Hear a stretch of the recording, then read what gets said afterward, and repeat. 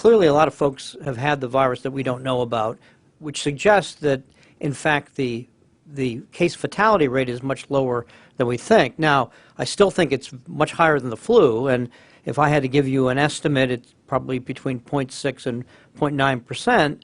Well, the flu is 0.1 to 0.2, so it's still really dangerous. And this is a naive immunological population. Unlike the flu, where a lot of us get it every year, hopefully we get the vaccine every year, this hasn't occurred with this particular virus. So the group that does seem to be at greater risk is the same group we've been talking about for the last 6 weeks. Older folks, particularly very older folks, and folks with comorbidities, hypertension, heart disease, lung disease, and diabetes, and especially a combination. Now, you see these 90-year-olds do great, and they come home from the hospital. They were probably in really good shape to begin with.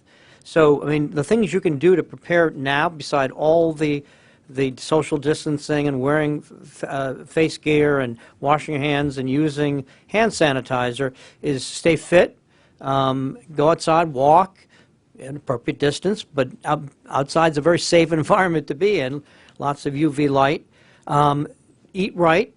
Make sure when we get into flu season that you get your flu vaccine. If you're at all skeptical about that, do it this year, because you may die from influenza and not from COVID. In fact, you may have a higher probability of that. So get your flu vaccine. That's something you can do.